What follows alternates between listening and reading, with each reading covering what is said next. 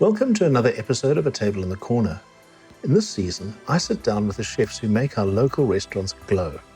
From fine diners to the neighborhood gems we love, you'll hear their stories, learn what drives their cooking, and get a sense of the places they've built for you. Who are their favorite chefs? Where do they eat off duty? And what keeps them going in an industry that asks so much of you? I've worked in food and media for more than 3 decades. I've run bars, owned restaurants, produced cookbooks, and spent years photographing and writing about food in Cape Town and a little bit in Europe. A Table in the Corner is my gift to the industry that has brought me so much joy and is available weekly wherever you listen to podcasts. This season, I've also added a video version on YouTube so you can actually see the chefs in their kitchens and dining rooms. I'm working with Sash and Misha from Socially Unacceptable, the creative duo helping brands shape smarter, cleaner digital strategies and run campaigns for both startup and established restaurants. You'll find a link to their profile in the show notes right under the one you can use to reach me. And then there's the support that makes this whole expansion possible. Novel is on board this season, and if you run a restaurant, you'll want to listen closely to this bit. Most of us know that service starts long before the first guest walks through the door. Managing deposits, changes, no-shows, WhatsApp from guests trying to book off Google at midnight, and the front of house trying to keep track of who's actually coming in tonight. Novel is a modern booking software that's built for busy, serious restaurants in South Africa. It's designed to make that whole process calmer. The booking journey is cut down to just a few simple steps, so deposits, confirmations, changes, that all happens without phoning the restaurant. You have one clean view of bookings. Walk-ins, queues, and even reviews can be managed from it. With Novel, restaurants own their guest data and reviews instead of giving it all away. Starting at about 585 Rand a month, Novel includes free migration and proper onboarding, so you're not trying to figure it out in the middle of a Friday night service. They've offered my listeners the first 2 months free. All you have to do is mention Table in the Corner. Contact Novel's co-founder Jesse Singer for a demo or to discuss your restaurant's needs. I'll leave his mail and website details in the show notes. That's it. Now you can sit back at your table in the corner and enjoy the show.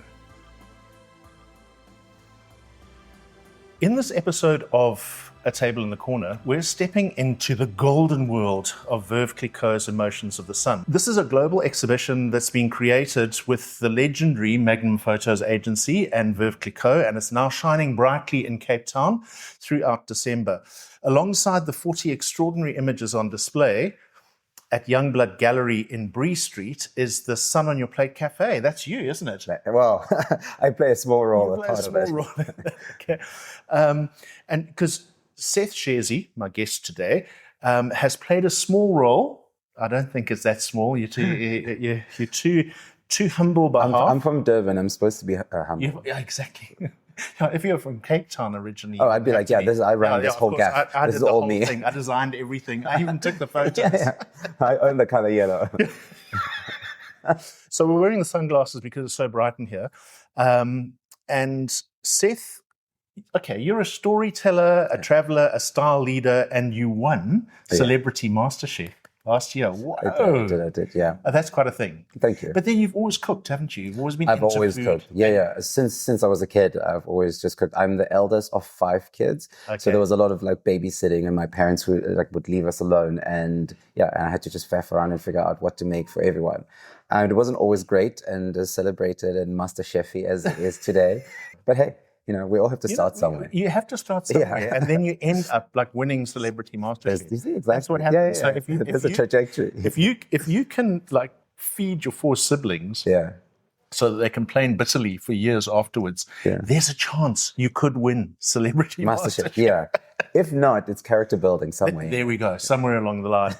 So for this project, you created a menu that is inspired by the sun, right? Yes. And it's paired with Veuve Clicquot's cuvées and deeply connected to this creative energy thing about Cape Town, right? Of course, yes. Cool. Yeah. So welcome to A Table in the Corner. Thank you. Finally, I'm so excited to be here at last. Like, I've heard so many great things. I know so many like people that I respect who've been honored to be on the pod. So I'm really, really happy.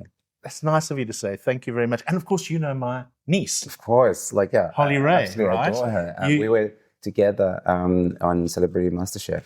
Yeah. That's right, because she was a contestant. Yeah, You snatched victory from her. Well, no, I mean, she also won her, what do you call it, tranche. She won that episode, and then we got together at the semifinals. And yeah, it was. There we go. No, she's incredible. She's a baker, not a cook. But true. They had to true. shoehorn No, but also some she has like celebrities in. really high standards. I mean, what people don't understand is that like what they see on TV is actually so real. Even for me, it took me by surprise at how real it is. Right. And so you could know how to do things at home when you can like do it again, or there's no time pressure. But suddenly someone tells you do this in half an hour. Even the thing you can know, you know how to do very well, is suddenly. Could you have put dinner on the table for those 4 siblings in half an hour? Maybe not. If it's half baked, sure. Yeah. Okay, let's get into this thing because, we have to Yeah. honor the sponsor of the show. Of course. How did this partnership with Veuve Clicquot and the Magnum Photos collection come about? How did that happen? So, I mean, initially I've worked with Veuve Clicquot for quite a while. So we've had like a relationship like over the years, since the days when they used to do the polo in the winelands. So I've kind of like always been part of that because I just, obviously I love the bubbly. I spent a lot of time in France. So naturally it fits in with my lifestyle. Yeah. And also just the color. I've always like, for me, like loved being able to dress to a theme that is so exciting.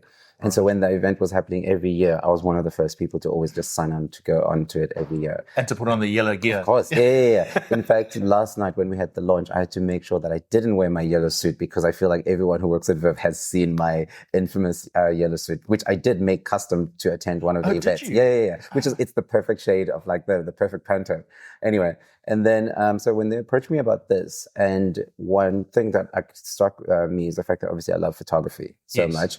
And this was like a traveling exhibition. And I always joke about the fact that like I use airports as like second homes. And so I was like, cool, a traveling exhibition for someone like me, this is perfect synergy. I'll say yes. Because that's the thing. This exhibition, it was in Milan. Yeah. It's been in New York. Yes. Right? Yeah. What a thing to bring to Cape Town. I mean, see, the thing is, we live here, so we think it's a no-brainer. Of course, you want to bring it here, but I mean, internationally, there's so many other cities that are vying to have it. So I'm so glad that it ended up here. Cape Town keeps on being listed among the most livable cities in the world. So it's kind of, for me, a shoe-in. But I hear what you say, because we're constantly surrounded by this beauty. We constantly live in this bright light, right? And so it's like, people overseas like, I'm going to go to Africa and see a rhino and a lion. And we're like, good luck. Good luck, have fun. Show us when you find it. Yeah. But there's something about you and that international lifestyle. And I was teasing you before we started recording about your time in Venice, right? On all those motor launches, sitting in the back, the wind in your hair, all that stuff. You live a very it appears that you live a very luxury-filled life. You eat in the finest restaurants, you stay in the most beautiful hotels. Yeah. So it seems an obvious fit with Veuve Clicquot. Yeah. No, so apart from the fact that you like yellow, there's a good fit. No, naturally there's definitely a fit. And the theme of the exhibition itself, like lended to me to like say, cool, I definitely want to be a part of this because, like I was always thinking about the fact that it's emotions of the sun. Yeah. Like there's a lot that you can do with that because to me, the sun just doesn't mean yellow and bright and stuff like that, even though it is, but it also means like joy, optimism, and like a sense of like possibilities and like the warmth and the hug and the nourishment that you can find from food. It's like, it's a lot of things that sort of like interplay on that. Yeah. I mean, look, also a cursory glance at your Instagram, right? The Seth Shezi Instagram, which I've been following for ages. But it might haunt you, but it's full of things of you in the sun on the beach, in your short brook. And when you do this, I'm just like, oh, am I that ridiculous? So it's a good fit, and bringing it here seems obvious. One of the biggest challenges currently facing chefs and restaurant operators is rising input costs. Managing them can be really difficult. That's what Heads Up is for. The team at Heads Up developed an app where you can scan or photograph invoices, upload them to the system, and it'll produce comparative prices from suppliers throughout your region. This allows operators or chefs to negotiate with their suppliers on price. If this guy has chicken breasts for $5 a kilo less, or cleaning materials are 15% less somewhere else, you have a tool to negotiate a better price, something that helps you do a little better on each bill. New operators starting out can benchmark prices across the range so they can effectively cost menus and sundries from day one. There's a link to Heads Up's website in the show notes. Get in touch. They'll help you get a fair price. I want to get into the menu, Of course, yeah. for the Sun on Your Plate, right? Yeah. How has the city's light and its culture and its obvious creative energy played into what you've created for people to enjoy here? Yeah. I mean, one of the things that for me, as a brief, if you like being tasked to do something, is do you have like a low-hanging thread that you can pick up from? Yeah. And for me, one of those was like a sense of like optimism and effervescence, like South Africa and Cape Town has that in oodles. And then the color aspect of it, I mean, come on, South Africa is a very like colorful and multicultural society. The Rainbow Nation. No, exactly. Yeah. So at its best, we are the Rainbow Nation. So I think like something like that was just an easy one to say, cool, let's try and create a menu that brings sort of or plates that level of like what the sun stands for, that optimism, that joy. And I don't know if you can ask for anything more than like having a joyful plate of food, because ultimately I think for me, like food is like such an important form of like love and a sense of like gathering. Well, and I mean, just as the sun is joy, the sun is life, food is joy, and food is life for me. Yeah. You know, I mean, I'm not exactly a beachgoer, not like you. No. I don't sit on the back transom of the speedboat in Venice. Trust me, I feel like we could all do that. With these shades, I think you're ready. We probably Yeah. Because it's not like I'm wandering around in Speedos either, like, you know, like swimming. I don't like to swim that much because I find the water too cold. I'm from Durban. Unless it's like tea temperature, I just won't get into it. That's what I was thinking about, is the vision of me in a Speedo. It's not a great one. So let's rather think about the Magnum photography that is being featured in this exhibition. How did those... Do you know that actually one of the photographers that are curated is South African? What? Yeah. So there's a guy called Lindo Gutle, who's one of the photographers. And that for me was also one of the things that was like super exciting to know that like we're bringing it here and, you know, amongst the curated, one of our own is there. Because I just feel like if we're going to be talking about joy and optimism, we should also be inspiring. And I think it's so inspiring to be able to like say, we've brought the exhibition here. If you're an aspiring creative or photographer, you know, even it could happen for you too, you know, like it is possible. And I think having those like international platforms of like, you know, celebrate people from South Africa, it's such a small mind shift, but it actually is very effective for like a young person who needs the inspiration. That's very interesting. I mean, just thinking about the world beyond Cape Town. Yeah. You know, if we see Cape Town as a kind of one of the creative hubs of the country. Definitely, yeah. It's in the same sentence as Milan and New York with this exhibition, right? Easily. And also, not only that, there's a local South African photographer featured among. Yeah. I mean, that's amazing. In fact, I must go and do another walk around and find his work and have a look. But how did their interpretations of the sun photographically inspire the menu? It inspired me to not be as literal. So like, trust me, I love a literal sort of theme because I'm a visual person. So like I already went in thinking, cool, we need to like lashings of yellow, orange, gold and everything, which is the more sort of like literal, accessible way of interpreting it. But what I thought was quite interesting for me, at least, when I was like going through the work, was realizing how they'd actually imbued more of the emotions of what you feel, what the sun represents. And I think that probably makes it like the challenge a little bit harder, because then you have to think about, cool, what is a kind of food that is probably more nourishing so that it makes you feel like the warmth of the sun rather than it just looking yellow. And so it kind of added like an extra sort of layer to it. And I felt like, okay, cool, if this is going to be a nice challenge for me, it also makes the job not feel like, okay, cool, you can just phone this one in. I was like deeply invested in it and making sure that whatever I created as a menu, yes, would be accessible so that everyone can enjoy it and not feel too excluded with like things that are too fussy. But at the same time, it honors the kind of creativity that they've created. Yeah. I mean, surely there must have been some brief from Veuve Clicquot to say to you, we'd like you to be able to pair some of our cuvées with the dishes. So, I mean, we get to the stage in the in the structure of my interviews, where I ask very you organized.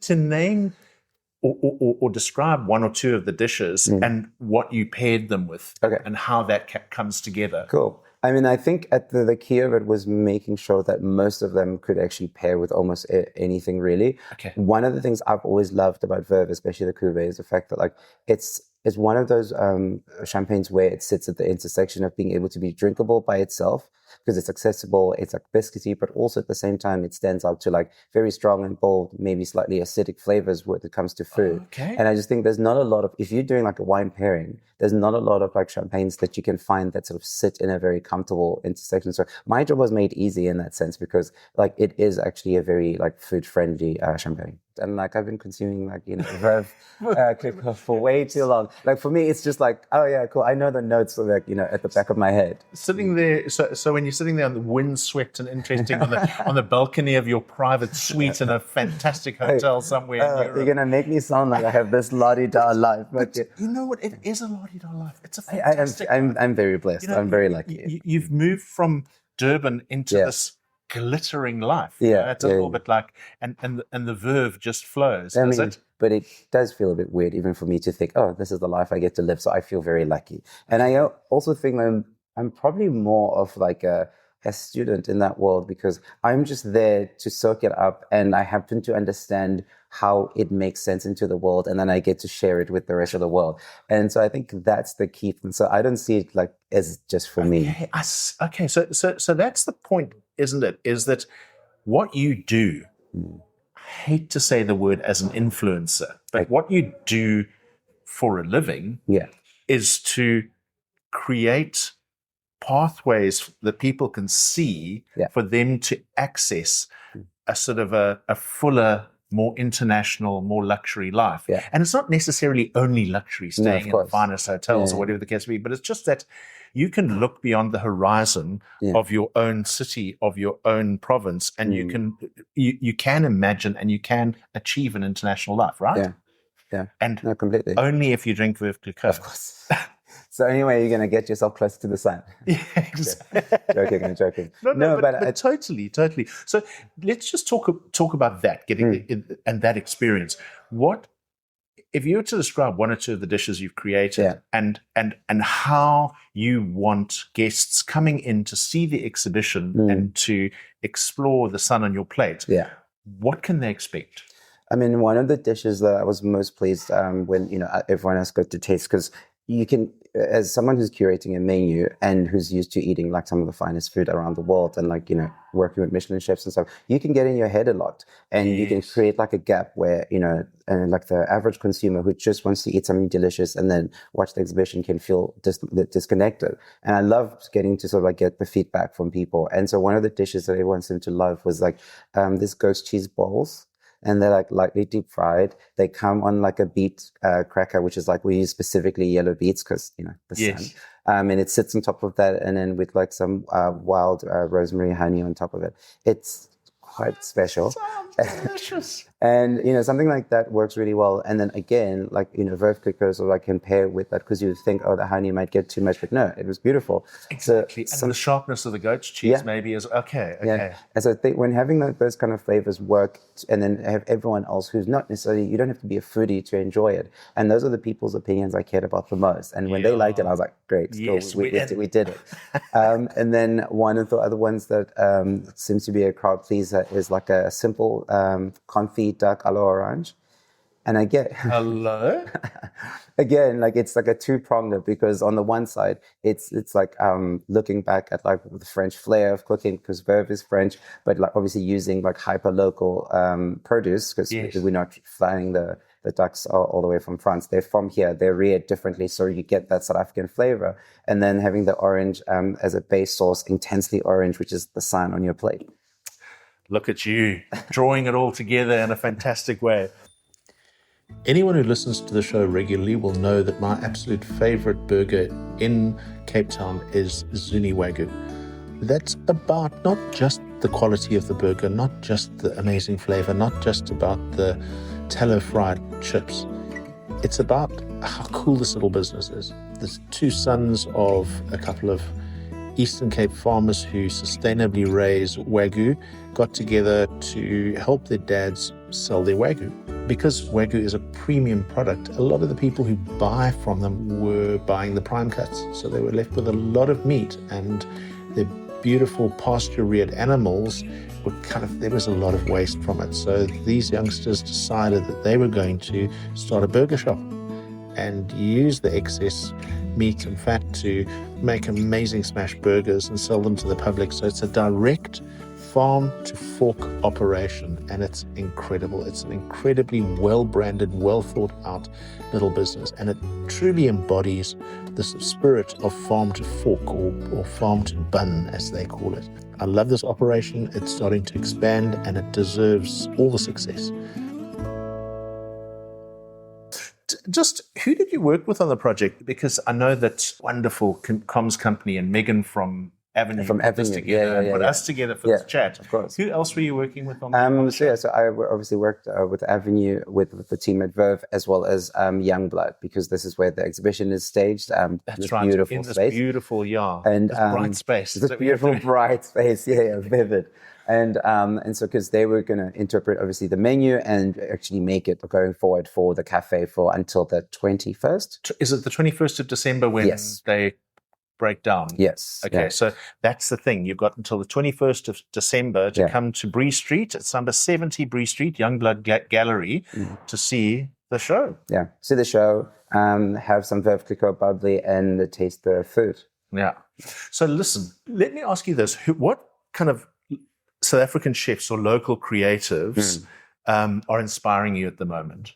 Sure, so many. I mean, I feel like the nice thing that I'm observing with South African chefs is that there's finally like a change towards self-belief, where I think for a very long time, the North Star, quote unquote, was always like looking at Europe to see what's happening there. Yeah. And now I think that there's this great sense of provenance where people are really not just like paying lip service to, oh, we are hyper local, blah, blah, but no, they're actually looking at like indigenous like ingredients, ancient grains are like becoming a thing.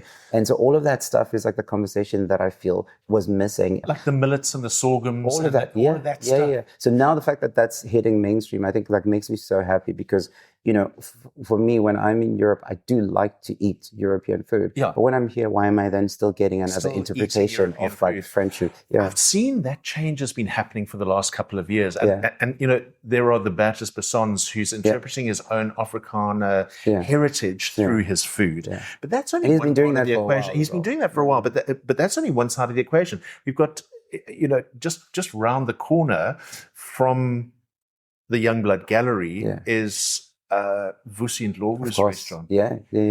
Have you been? Twice now. In fact, the meal that I had there with my wife was probably the best meal I've eaten in Cape Town in 10 years. Amazing. Because I hope you told him that. I did. Okay, good. And I teased him about it as well. We have a little, and he was on the show. We were talking about it. But it's amazing. And he's not just interpreting, you know, local South African food and techniques. He's looking spreading at the whole continent. Africa. The whole continent. But more and more people are getting onto that thing. So if you go to Koi and you look at Tinola Govender and Tinola and Jeffrey, G&T they call themselves, the kitchen team there under Ryan Cole. Yes. They're using local, you know, ancient grains, and it's happening. The other day I was at Belly of the Beast. Of course. And that interpretation. I actually haven't been to Belly of the Beast in a long time.